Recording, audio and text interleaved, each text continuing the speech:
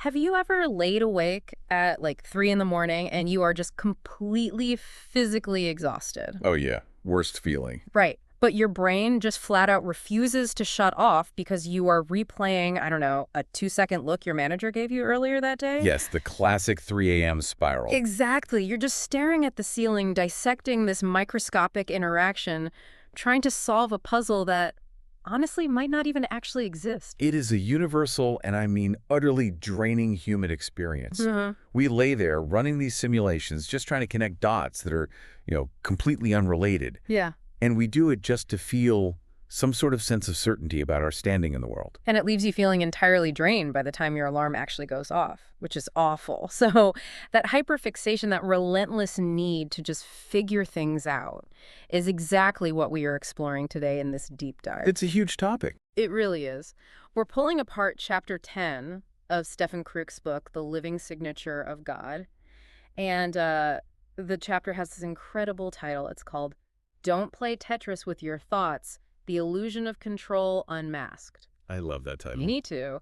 And the core argument here is that this desperate, exhausting need to understand every confusing situation is actually a trap. Like, we think we're solving problems, but we're really just putting ourselves in a mental prison. Which is such a counterintuitive idea, really. Right. Because we're largely taught that, critical thinking and analysis are our absolute best tools for navigating life. Right, you're supposed to think things through. Exactly. But Kruk is looking at the point where analysis metastasizes into paranoia. Wow, yeah. He provides this fascinating framework for understanding why we do this, the biological toll it takes on us, and a highly specific method for dismantling that illusion of control to find genuine mental peace. Okay, let's unpack this, because the central metaphor he uses to explain this is just brilliant, and it's something I think almost everyone can immediately visualize. The Tetris analogy. Yes.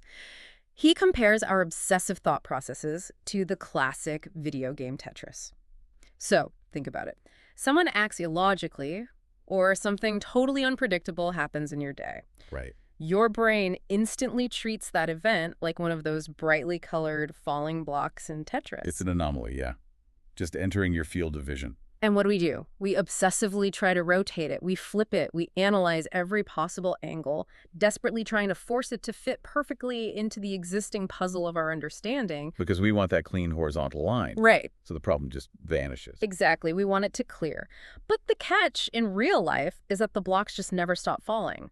A new variable always appears, like someone doesn't text you back, a meeting gets moved, a project is delayed. It's endless. It is. You are just frantically mashing buttons trying to clear a board that is fundamentally unwinnable. What's fascinating here is the neuropsychology behind this endless game, which Kruk details in the text.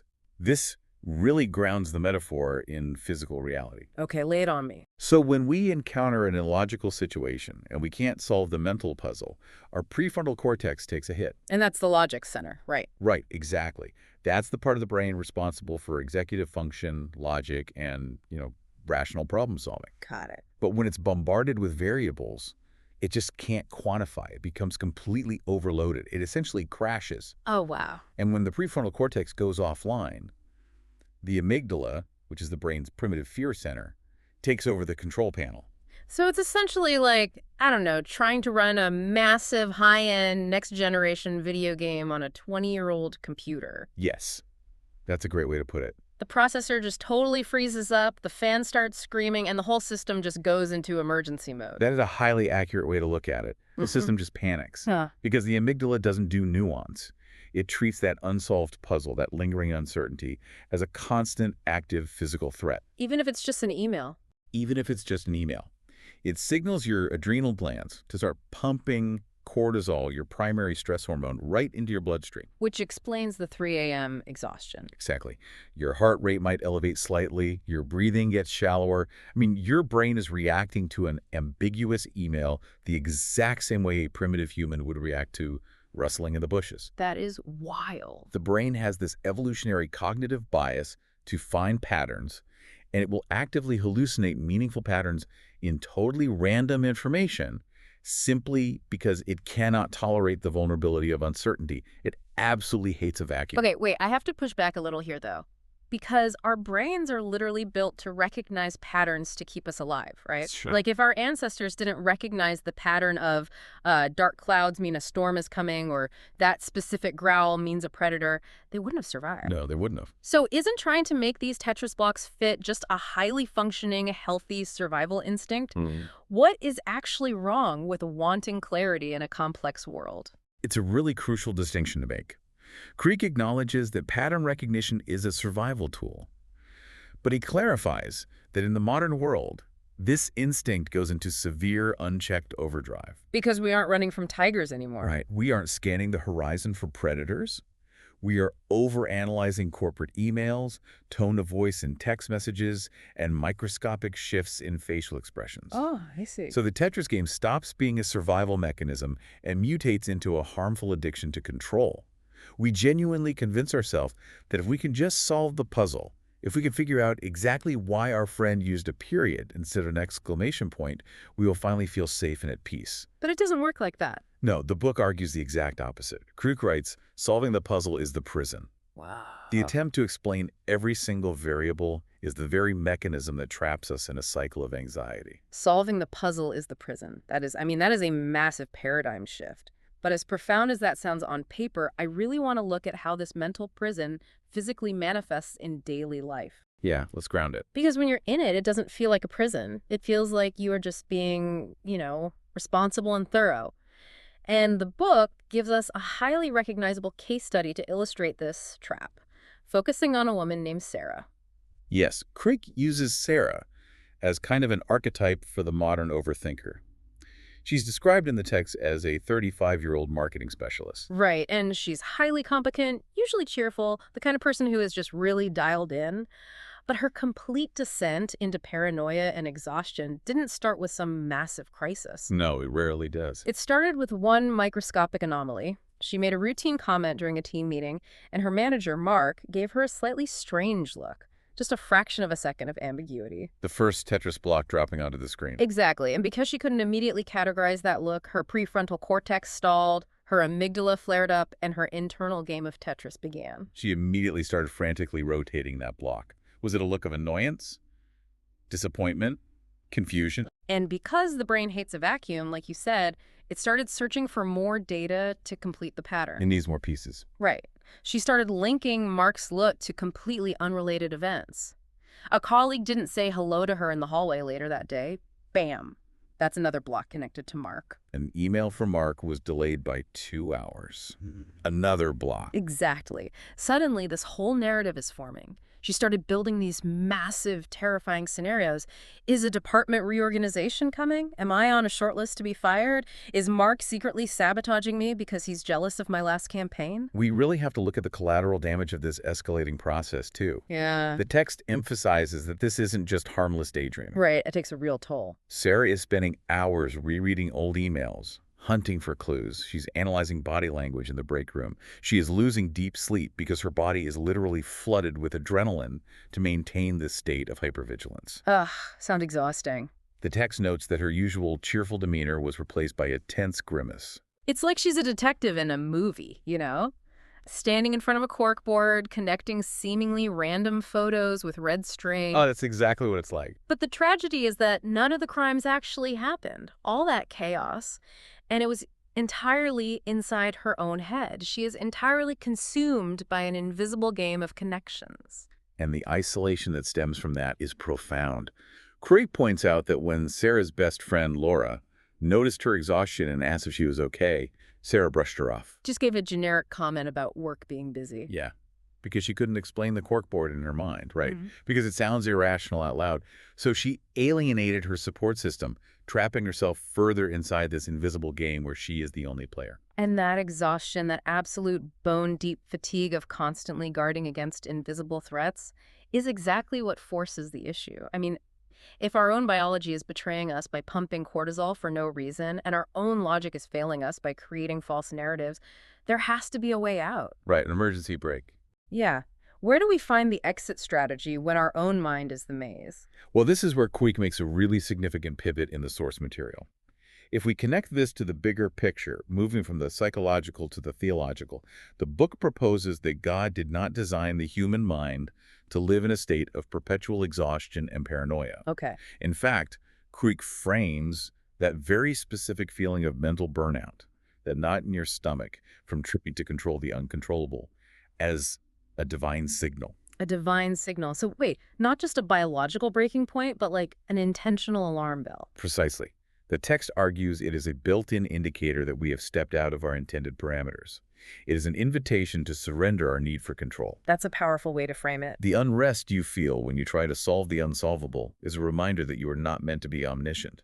Crook anchors this concept using specific biblical texts. For instance, he points to Proverbs 3.56, which explicitly warns against leaning on your own understanding. Oh, wow.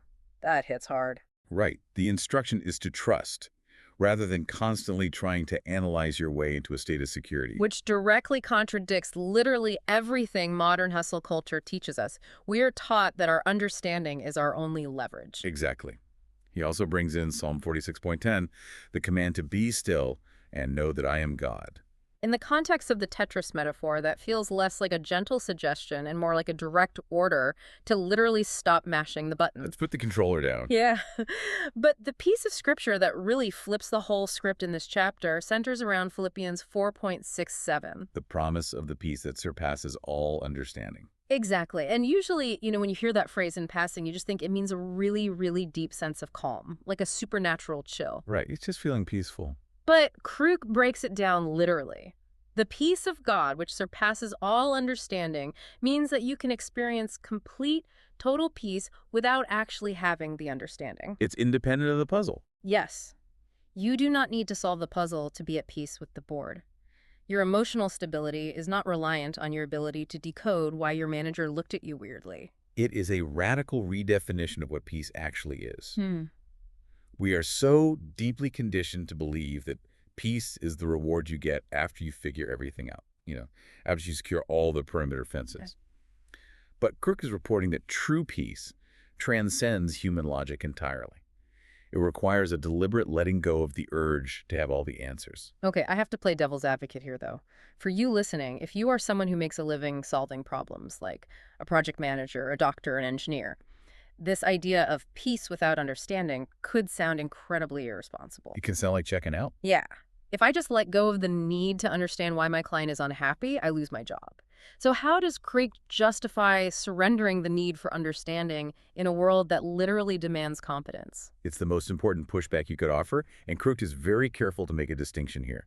He isn't advocating for willful ignorance or ignoring actionable reality. Okay, good. If a client tells you they are unhappy, that is a fact, and you address it. What Crook is targeting is the fabrication of reality. Ah, the corkboard stuff. Exactly. It's the hours spent agonizing over variables you cannot possibly know or control, the hidden motives, the future outcomes, the opinions of others. You can be highly competent in addressing the facts in front of you while entirely surrendering the need to control the unwritten future. I see. Competence is handling the block that is falling.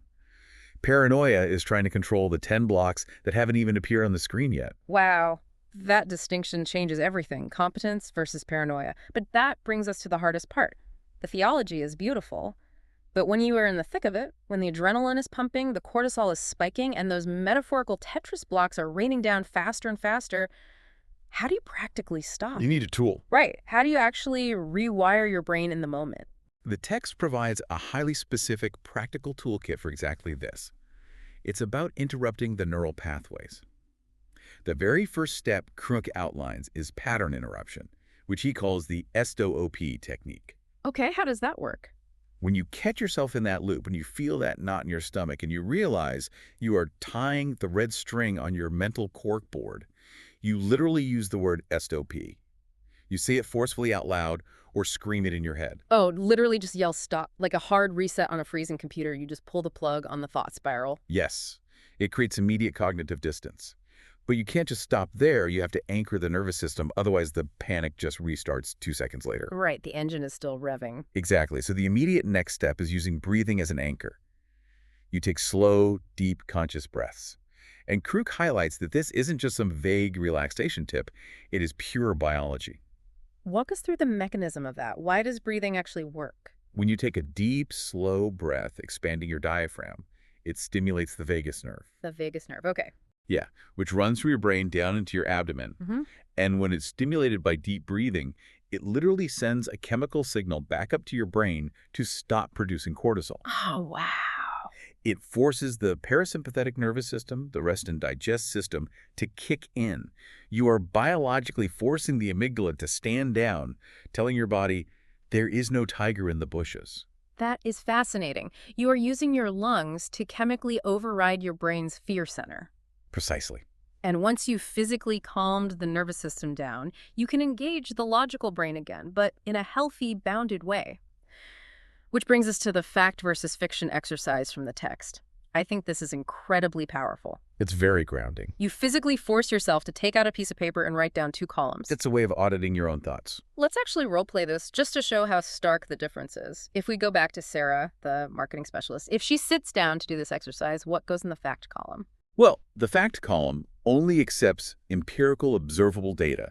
So for Sara, the fact is, Mark looked at me for an extra second during the meeting. That's it. That is the only piece of actual reality she possesses. Right. And then in the fiction column, she writes down all her assumptions.